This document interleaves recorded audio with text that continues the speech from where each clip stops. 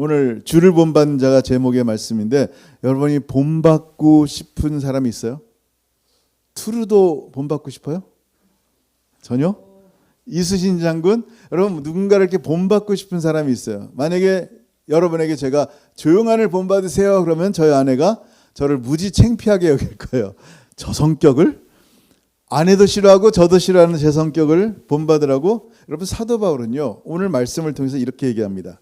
자신을 본받으래요. 시작.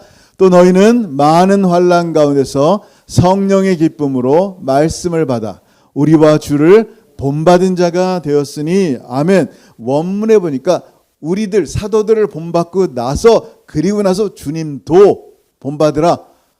여러분, 이게 마치 주님이 부록인 거예요. 지금 메인이 아니라 그런 식으로 쓰여 있단 말이에요. 여러분, 사도 바울도 성격적으로는 본받을 만한 분이 아닌 듯해요. 바나바는요 성품이 굉장히 좋았어요. 성경에 나와요. 바울은요 약간 템펄이 있었어요. 예전에 제 1차 여행 때 동역했던 마가 요한이 나 힘들어요 못하겠어요 하고 중도 포기하고 예루살렘으로 돌아갔어요.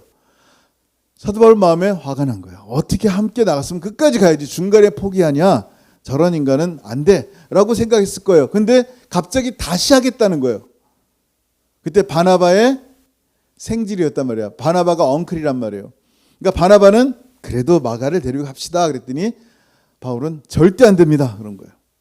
둘이 심하게 다퉜어요. 어떻게 했어요? 성경에 보니까 사도행전 15장 39절 시작. 서로 심히 다투어 피차 갈라서니 바나바는 마가를 데리고 배 타고 구브로로 가고. 마가가 서로를 가르는 아주 심한 다툼을 일으킨 요인이 된 거예요. 갈랐어요. 여러분, 이게 굉장히 이 바울의 성격을 본받는다는 게 만만치 않은 거예요. 근데 바울은 자기를 본받으라고 얘기를 한단 말이에요. 물론 나중에 이 옥중에서 보니까 마가를 사도로 동역자로 인정을 해요. 이 성격이 좀 바뀌었지만 그래도 한 성격 했던 사람이 바울이란 말이에요. 근데 바울은 자기의 성격을 본받으라고 하지 않은 거예요. 바울은요 고린도에도 보니까 이 종들을 본받는 것을 못마땅해 했던 사람이에요. 고린도 교회가 어떤 교회요? 영적인 교회였었어요. 근데 가장 타락했던 교회 중에 하나란 말이에요. 근데 그런 고린도 교회 제일 먼저 언급했던 내용이 뭐냐면 예수 그리스도로 하나 된 교회를 파당을 나누는 거예요. 그러니까 말씀을 잘 전하는 나는 바울이 줬어. 말씀을 더 탁월하게 전하는 아볼로가 줬어. 아니야, 그래도 예수님의 수제자인 베드로가 낫지. 다 싫어, 다 귀찮아, 예수님이 최고야. 그냥 네 파로 나눠진 거예요. 그러니까 정말 화가, 어떻게 종들을 이렇게 높이느냐 라고 지금 화가 난 거예요. 고린도전서 한번 볼까요? 1장 11절 시작. 내 형제들아, 근로의 지편으로 너희에 대한 말이 내게 들리니 곧 너희 가운데 분쟁이 있다는 것이라. 내가 이것을 말하거니와 너희가 각각 이르되 나는 바울에게, 나는 아볼로에게, 나는 게바에게, 나는 그리스도에게 속한 자라 한다는 것이니. 아멘. 무슨 얘기예요? 여러분, 우리의 주인은 누구예요? 예수님이에요. 아멘. 예수님만이 우리의 주인이에요. 주님이 우리의 주인이란 말이에요. 근데 그 주인께서 종들을 세워서 당신이 하시는 그 말씀을 전하게 하셨어요. 그 전하신 말씀을 통하여 주인이신 주님 하나님의 백성들을 부르신단 말이에요. 종들은 종들이에요. 그 종들이 잘났던지 못났던지 종은 종이에요. 근데 성도들이 종을 본받겠다고 싸우고 분쟁을 일으킨다? 기가 막힌 거예요. 바울은요 너무나 속상한 거예요. 도대체 종이 뭔데 이렇게 파당을 만들어 싸우냐라는 거예요. 다들 주님의 말씀을, 누구 말씀을? 내 말을? 목사의 말을? 아니란 말이에요. 주님의 말씀을 심고 뿌리고 물을 줄 뿐이지 자라게 하시는 분은 누구밖에 없다? 하나님밖에 없는데, 오직 하나님만이 주인이신데 왜 종들을 본받아서 파당을 일으키냐라는 거예요. 물론 우리 눈에는 하나님이 안 보이니까 보이는 사람들을, 보이는 종들을 하나님처럼 여기면서 볼 때는 있어요. 근데 그건 정말 주님만 봐야 되는데 우리의 눈이 가려질 때 그렇단 말이에요. 그럼 바울도 그렇고요.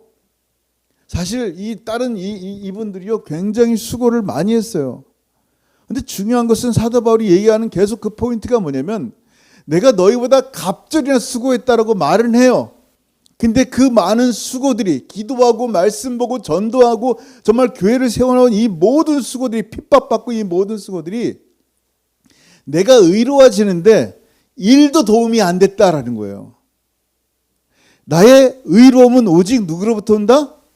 예수 그리스도에게로만 오는 거예요. 사도 바울은 너무나 잘 알고 있어요. 예수 외에는 의로움이 없는데 사도 바울이 자기를 본받으라? 그렇다면 뭐를 본받으라? 라고 하는 걸 생각해 봐야 된다는 거예요. 뭐를 본받으라? 야, 너도 좀 책 좀 읽어라. 나 가말리엘 문화생이잖아. 책 읽어서 열심히 나처럼 가말리엘 문화생이 돼야지. 이걸 얘기하는 거예요? 너 열심히 전도해서 나중에 나처럼 교회 세워야지. 이걸 본받으라는 얘기예요? 아니에요. 나와 같은 죄인의 괴수가 하나님의 원수가 하나님의 자녀가 되었다라는 거예요. 나는 절대로 예수 못 믿을 줄 알았는데 예수님 핍박해서 하나님의 아들인 예수를 핍박해서 나는 절대 예수님 나를 사랑하지 않을 줄 알았는데 내가 용서받아서 하나님의 자녀가 되어 심지어는 하나님의 종이 되었다라는 것이에요. 지금 하나님의 복음의 은혜가 나에게도 임해서 내가 하나님의 자녀 된 것처럼 너희들도 예수 믿고 복음 듣고 하나님의 자녀가 되라라는 거예요. 그리고 오늘 본문에 굉장히 중요한 내용이 뭐냐면 이 전후 문맥 가운데 자기를 본받으라 주를 본받으라 한 내용이 무엇이냐면 이거예요. 시작. 또 너희는 많은 환난 가운데서 성령의 기쁨으로 말씀을 받아 우리와 주를 본받은 자가 되었으니 아멘. 지금 데살로니가 교인들이 주를 본받고 사도 바울을 본받았다는 것은 뭐를 본받았다는 얘기냐면 바로 그 많은 환난 가운데 임한 복음을 받았다는 얘기예요. 여러분 지금은요 고난 없는 복음을 원하는 시대예요.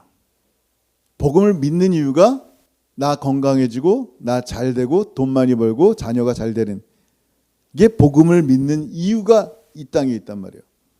근데 그 당시에 복음을 전할 때는요 사도 바울이 데살로니가 교회에 몇 주 동안 복음을 증거했다 그랬어요? 3주 동안 복음을 증거했다 그랬어요. 3주 동안 전한 복음이 열매를 맺는데 그 3주간의 복음은요 기쁨과 큰 확신이었지만 성령의 큰 기쁨이었지만 뭐가 있었어요? 고난이 임했어요. 끊임없이 사도 바울을 죽이려고 사람들이 갔고요. 심지어 베레아까지 도망갔는데도 죽이려고 보냈단 말이에요. 그러니까 남아있는 데살로니가 교인들은 얼마나 힘들겠어요. 예수 믿는 게. 그러니까 그들에게 복음은요 환난이었었어요. 나를 구원하신 내 죄 사함 받고 하나님의 자녀가 되는 놀라운 기쁨의 소식이지만 그 복음을 받기 위해서는 내가 죽을 수도 있구나라는 것을 알고 있었어요. 이들이 본받으라 예수 십자가의 고난을 본받으라 예수 복음을 증거할 때 당하는 이 고난을 본받으라 이 얘기를 하는 거예요. 지금 본받은 사람들. 그래서 그 다음 절에 뭐라고 말해요? 그러므로 너희가 마게도냐와 아가야에 있는 모든 믿는 자의 본이 되었느니라. 뭐로 말미암아? 예수 믿고 고난받고 그 고난 가운데서도 끝까지 예수 이름 부인하지 않는 이들의 모습이 본이 된 거예요. 지금 이걸 얘기하는 거예요. 지금 본받으라는 얘기는. 아까도 잠깐 얘기했지만 요번에 어떻게 어느 이제 서대문 신일교에서 이제 복음을 증거하고 나니까 다음 주 또 복음을 증거해 달래요. 그래서 다음 주 복음을 또 증거했어요. 그래서 이제 함께 남이섬을 가자고 하셔서 이게 목사님 가정 셋이서 이제 남이섬을 간 거예요. 그 중에 한 분 연변에서 오신 목사님이 있어요. 사모님이 이제 당뇨로 이제 눈이 잘 안 보여서 잠깐 오셨어요. 그때 이제 가면서 대화를 좀 했는데 지금 이제 시진핑이 중국에 있는 조선족들 그들의 언어를 말살하기 위해서 조선족들 한국말로 복음을 증거하는데 중국말로 하라는 거예요. 그리고 어린아이들 주일학교에게는 복음을 증거하지 말라는 주일학교를 없애버리라는 거예요. 그래서 전후얘기 자르고 어쨌든 그 교회가 있었는데 그 교회를 딴 데로 옮겼어요. 한 100여 명 정도가 되는데 주일학교 아이들은 한 50명 되고 그래서 딴 데로 옮기고 그 옛날에 있던 교회가 좀 이렇게 좀 한적한 곳에 있나 봐요. 거기서 주일학교 50명 아이들을 주일학교하고 어른들만 여기서 예배를 드린대요. 그래서 물어봤어요. 이게 만약 잡히면 어떻게 됩니까? 걸리면 어떻게 됩니까? 공안에게 그랬더니 씩 웃으시면서 큰일 납니다. 그런 거예요. 큰일 납니다. 그런 거예요. 이분의 할아버지도 예수 믿는다고 순교당하셨어요. 그러니까 그곳에서 정말 환난과 핍박 가운데 예수 믿는다는 이유 때문에 많은 고난을 당하면서 지금까지 끝까지 예배드리면서 복음을 증거하는 사람들이 여전히 있어요. 그들에게 있어서 복음이라는 것은요, 고난이에요.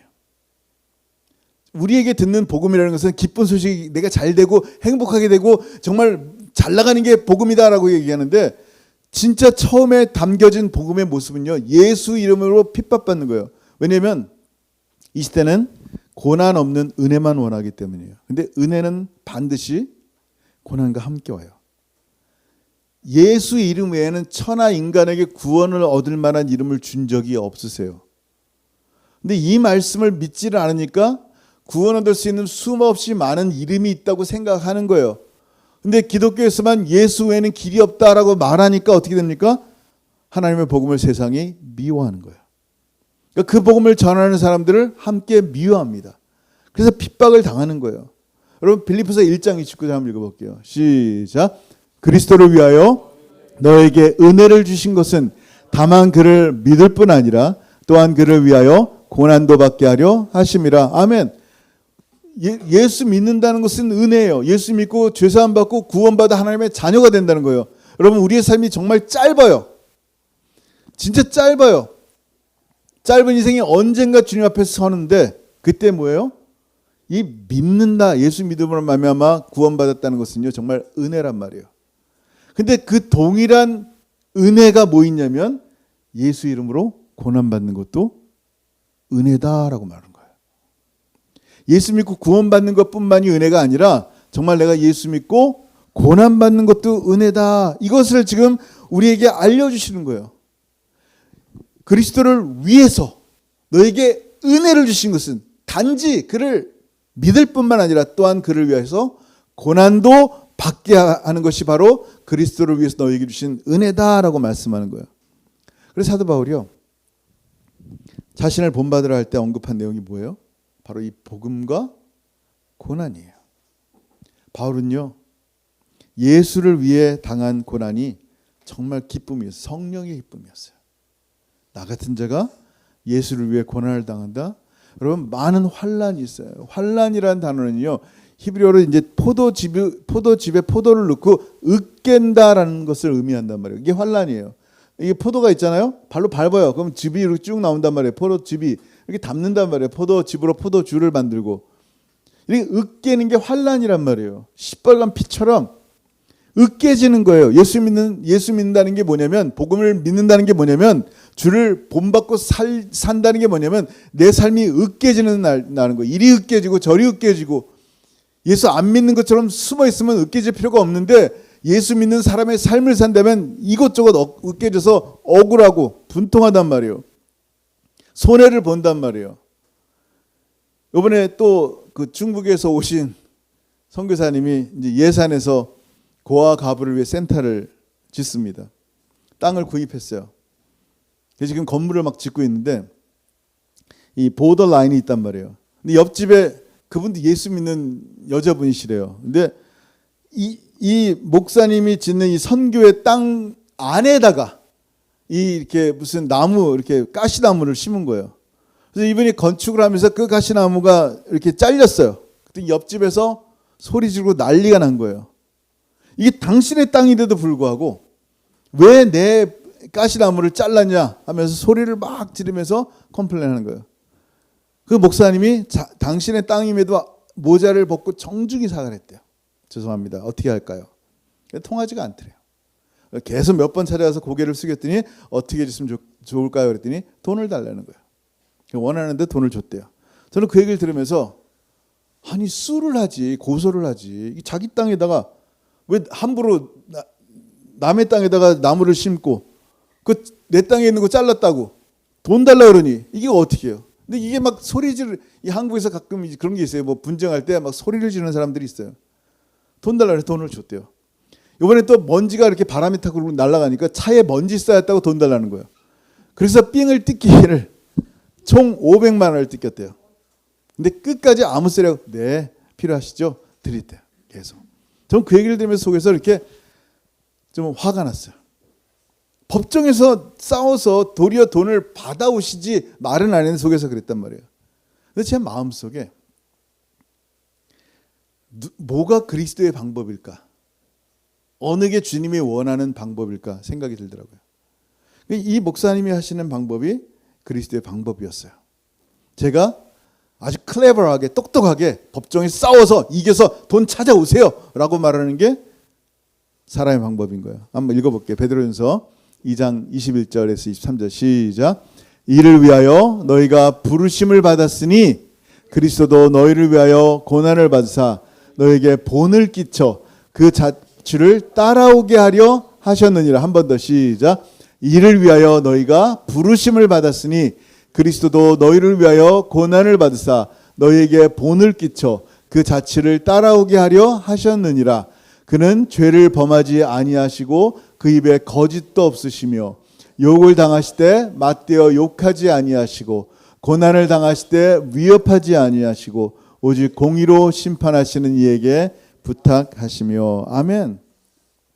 여러분 이거 분명히 악한 일이에요. 사실 돈 뜯으려고 하는 건 굉장히 악한 일이에요. 근데 하나님은요 반드시 그 악함을 선으로 바꾸세요.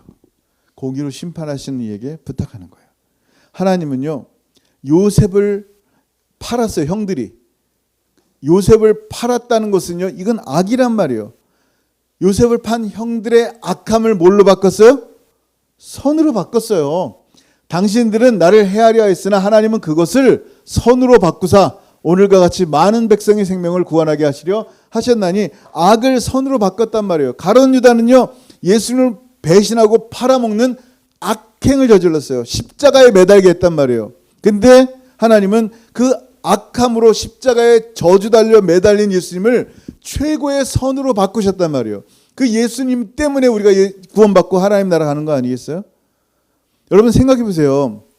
지금 동생을 노예로 팔아먹고 예수님을 배신한 그 악함 자체가 선이라는 얘기를 하는 게 아니에요. 하나님이 섭리가 그 악을 선으로 바꾸신다라는 거예요.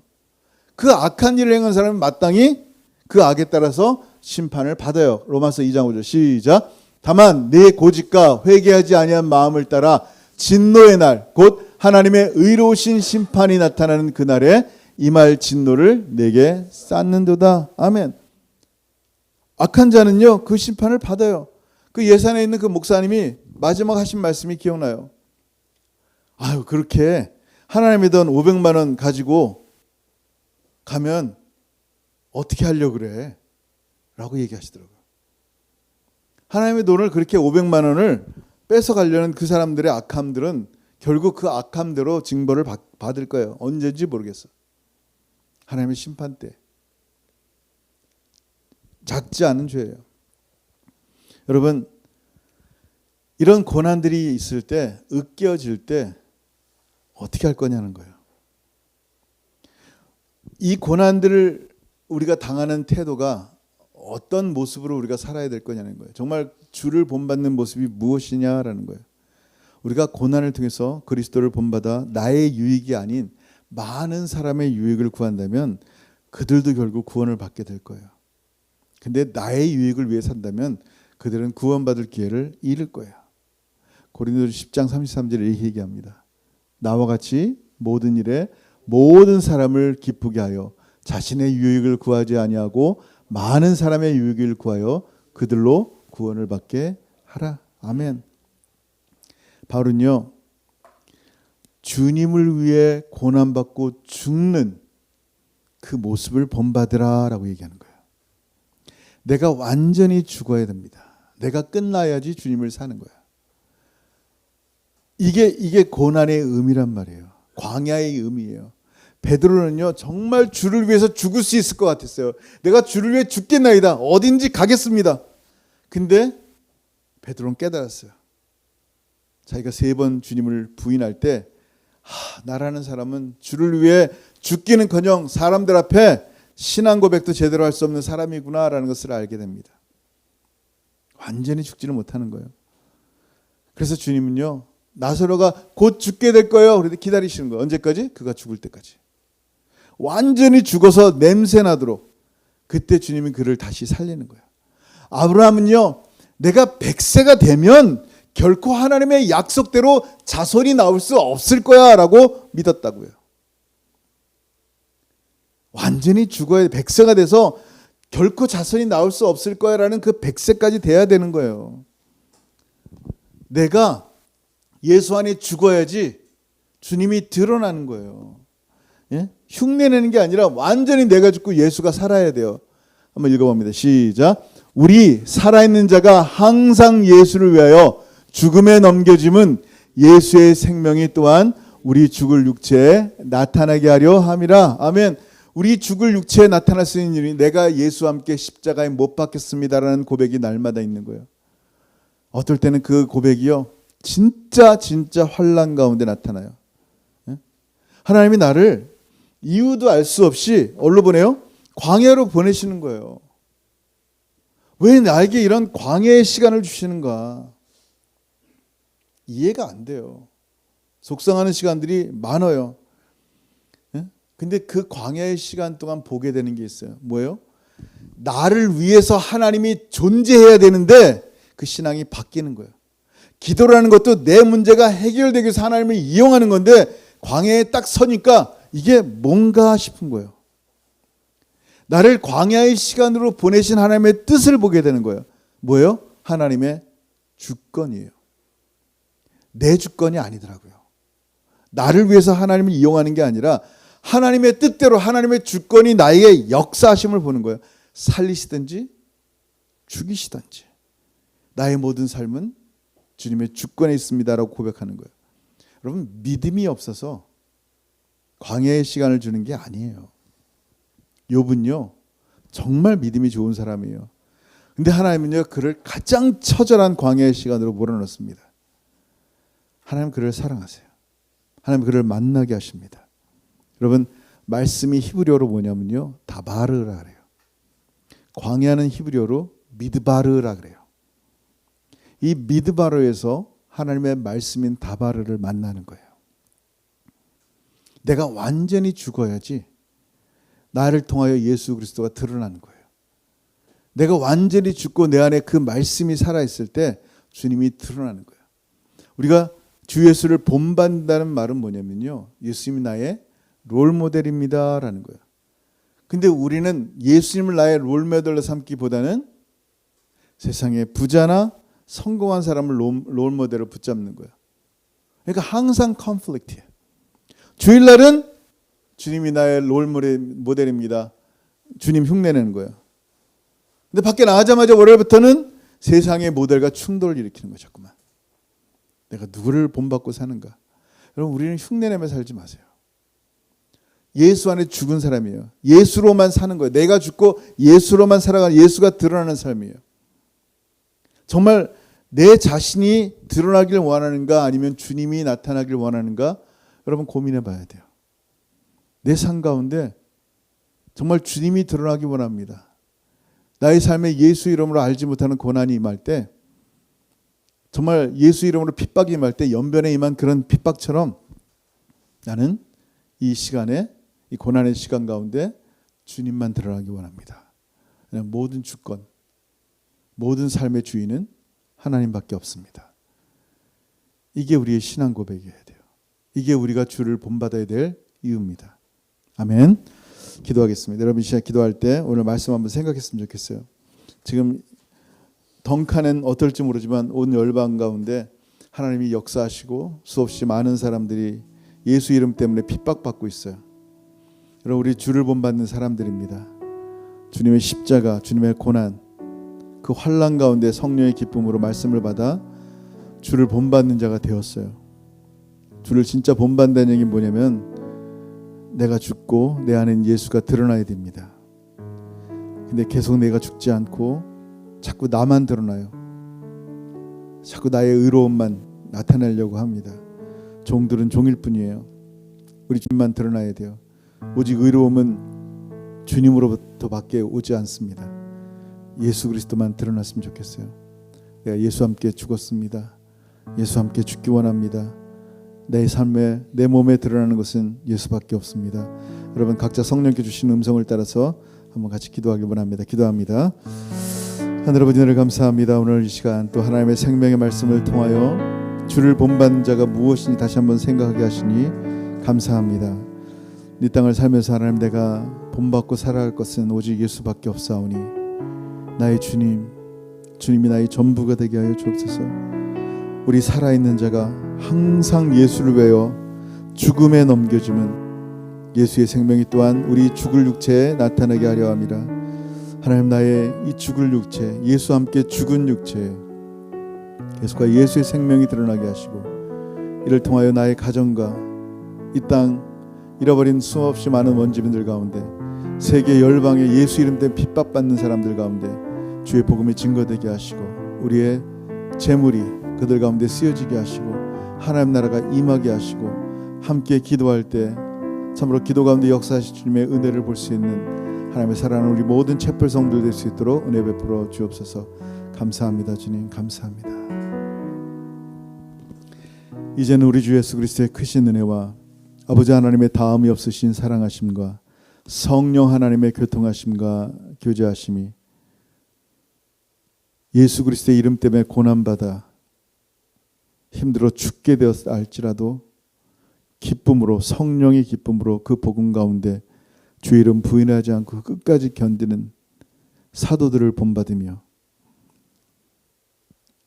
나와 같은 죄인을 위하여 십자가의 짐승처럼 달려 죽으심에도 끝까지 참으시고 그 환난을 끝까지 견디신 우리 주님 예수를 본받으며, 그렇게 예수만 온 땅 가운데 선포되고 예수의 이름만 드러내기를 원하며 그렇게 살기를 소원하는 사랑하는 모든 성도들 머리 위에 이제로부터 영원토록 함께 있을지어다. 아멘.